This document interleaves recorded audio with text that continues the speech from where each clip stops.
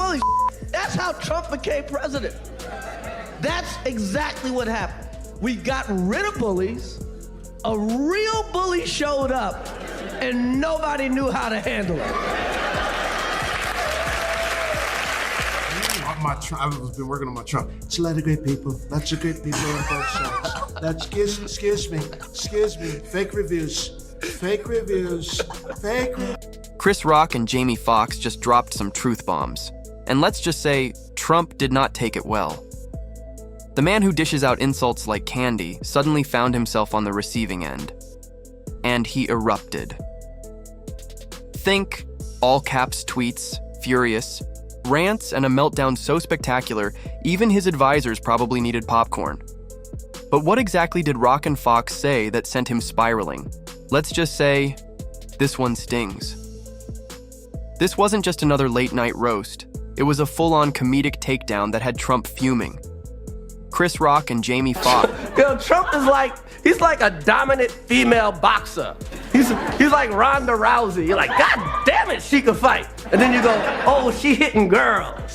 Jamie, Canada's gonna be with us soon. Canada will be with America very soon. I love Canada dry. I don't like Canada wet. I like Canada dry. We want Canada to adopt America. I like Canada. At least California. Canada's gonna be with us. They're gonna be the 36th state. There's 50, sorry. 30, whatever.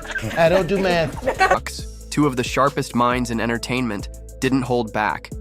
And when their words landed, they hit hard. So what exactly did they say? And why did Trump lose it like that? Chris Rock doesn't just joke about Trump. He dissects him like a scientist examining an especially clueless lab specimen.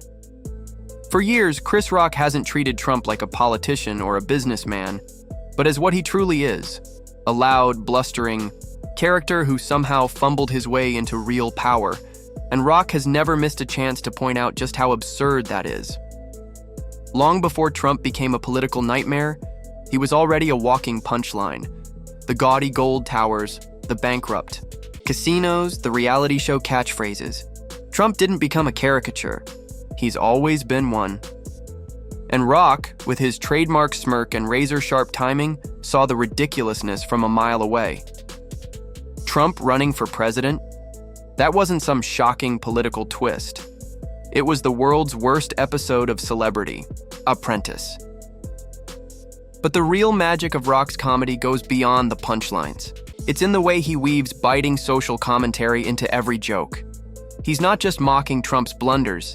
He's exposing the broken system that let someone like Trump rise to power in the first place. The way people mistake arrogance for competence. Chris Rock called it all out, wrapping hard truths in comedy that made audiences laugh and think. Then came Trump's actual presidency. And suddenly, Rock's material practically wrote itself. The incoherent speeches, the late-night Twitter rants, the never-ending scandals.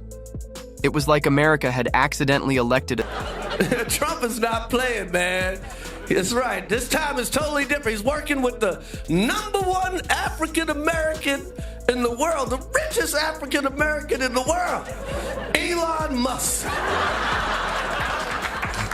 That's right, he is African-American.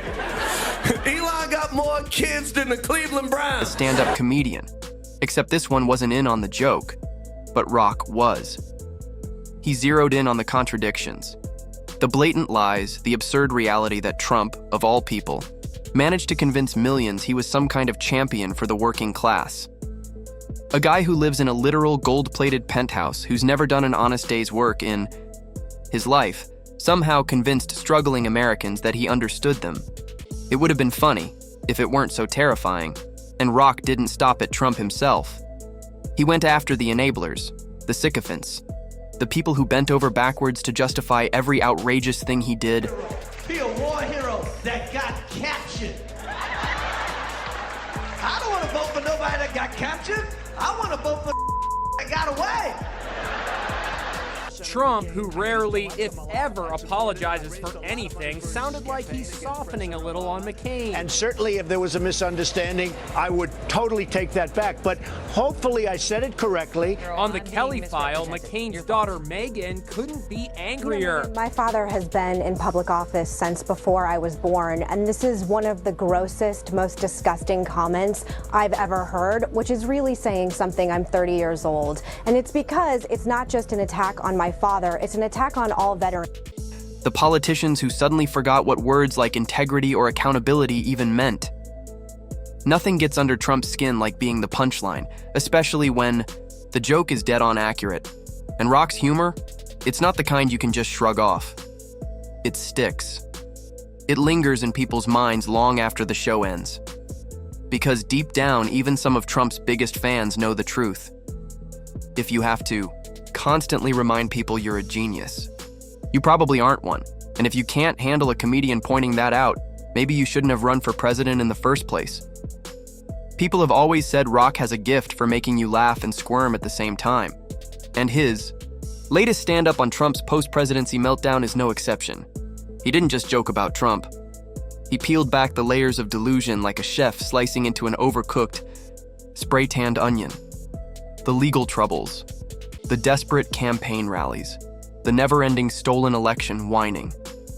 Rock laid it all out with the precision of a surgeon and the ruthlessness of a roast master who knows his subject is way past its expiration date.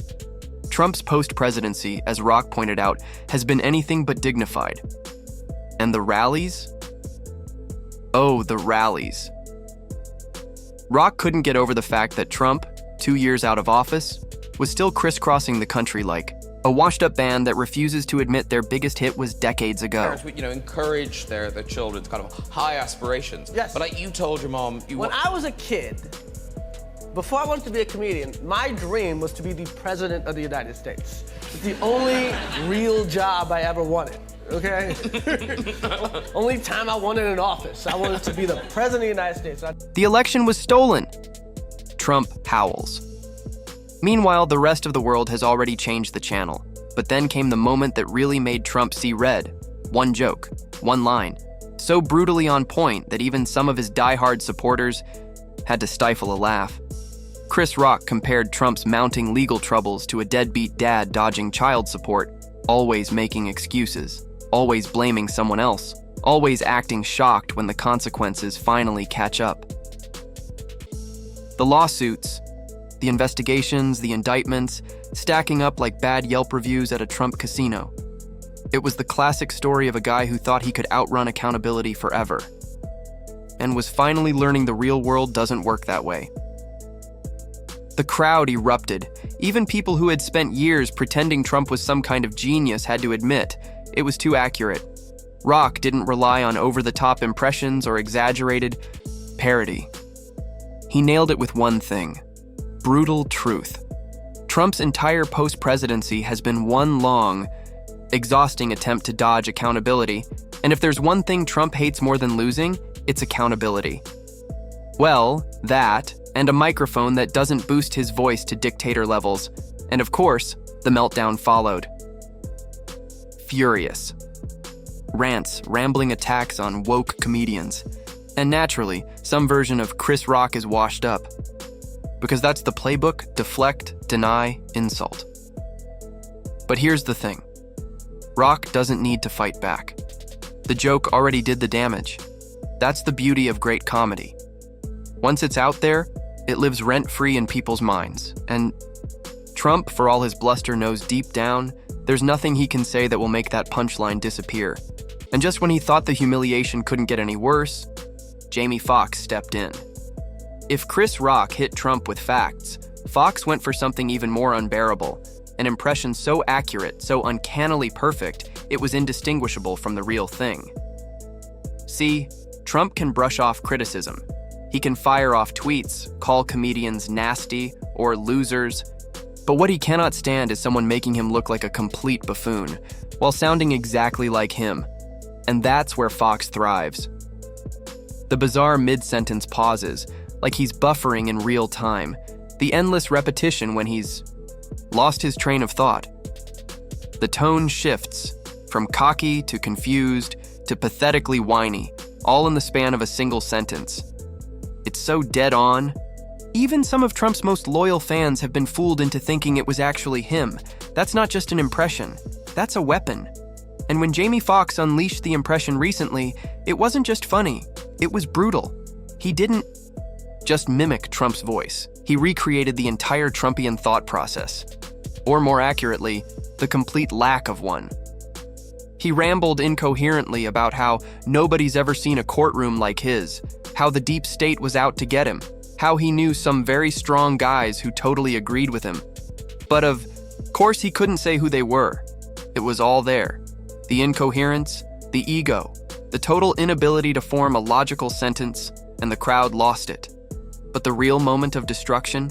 When Fox, still in full Trump character, started answering questions exactly the way Trump would.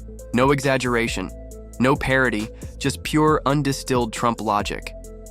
Someone brought up Chris Rock's joke, and Fox's Trump responded, "Chris Rock?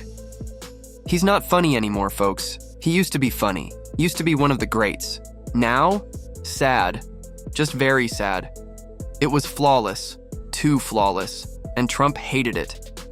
If Rock's joke was a punch to the gut, Fox's impression was like holding up a mirror, so perfectly accurate that Trump had no choice but to stare directly into his own absurdity. And the worst part? There was no way for Trump to fight back. You can call a comedian washed up, you can claim they're lying, but how do you attack an impression that's literally just you? So, naturally, Trump did what he always does, lashed out with incoherent rants and a desperate attempt to change the subject, but the damage was already done. Fox had exposed something far worse than a political scandal or legal issue. He'd shown the world in the clearest way possible that Trump is the joke, and nothing infuriates him more than that. And then came the clip, the one that spread like wildfire, reaching every corner of the internet in record time. Jamie Foxx, sitting casually among friends, suddenly became Donald Trump. This wasn't just any Trump impression. It wasn't some cartoonish, exaggerated parody with flailing hands and over-the-top. Bluster Fox nailed the essence of Trump. The way he meanders through a sentence, like he's lost in a hedge maze. The sudden shifts from arrogance to self-pity. The desperate need to convince everyone, including himself, that he's the greatest at everything, even when the subject has nothing to do with him. The bit started with Trump's classic go-to move, taking credit for everything. Fox leaned in, channeling that signature self-importance. People are saying, very smart people, that I was the first to ever do comedy. Nobody was doing comedy before me. I started it. Tremendous jokes, the best jokes. People are laughing. Folks, it's incredible. And then came the spiral. The moment when Trump, in real life, inevitably derails into a barely comprehensible mess of grievances and self-praise. Fox had it down to a science. A lot of people don't know this, but I actually built the pyramids. It's true. Very strong. The best pyramids. Biden? He doesn't even have pyramids. The man could personally set a building on fire and somehow blame it on wind turbines. Without missing a beat, Fox continued, "You know, they told me it was my fault. It's not my fault. The fire. Terrible fire. Horrible, really.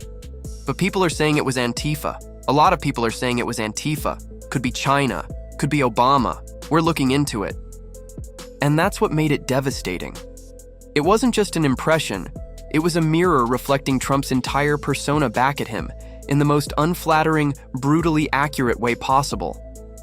This wasn't some SNL skit with exaggerated orange, makeup, and clownish antics.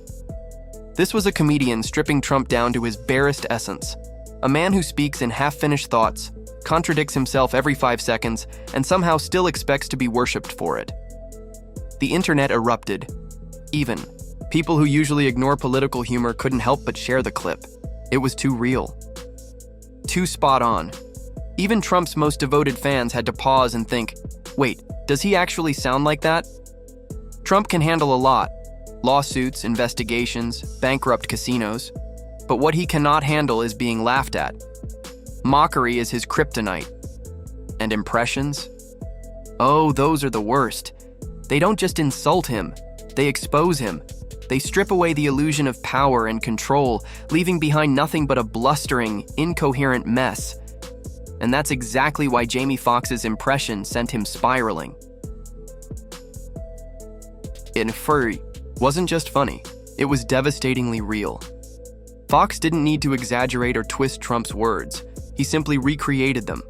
And in doing so, made everyone realize just how absurd Trump sounds to anyone outside his devoted echo chamber. The weird pauses, the nonsensical tangents, the desperate need to sound like the smartest guy in the room while saying absolutely nothing. It was all there, laid bare for the world to see. And predictably, Trump responded the only way he knows how. Meltdown mode activated. First came the furious rants, something about nasty Hollywood elites and how he's actually the best at impressions. Folks. Then, the denial. People love my voice. My words are tremendous. The best words. And of course, the final act of the tantrum, the obligatory Truth Social tirade, where he somehow made things worse by proving in real time that Foxx's impression wasn't just accurate, it was prophetic. All they need is a microphone and the ability to point out the absurdity that everyone else is already thinking. And that's why Trump hates them. He can attack the media as fake news. He can dismiss political rivals as losers. But when someone like Jamie Foxx or Chris Rock makes a joke about him, there's nothing he can do. No executive orders can cancel a punchline. That's what makes this comedy beatdown so brutal. Every scandal, every meltdown, every ridiculous claim, guys like Rock and Foxx don't just call it out. They immortalize it. Trump built his image on being larger than life, the guy who always had the last word. But he can't control a joke. And he definitely can't stop people from laughing at him. And that might just be the biggest blow of them all.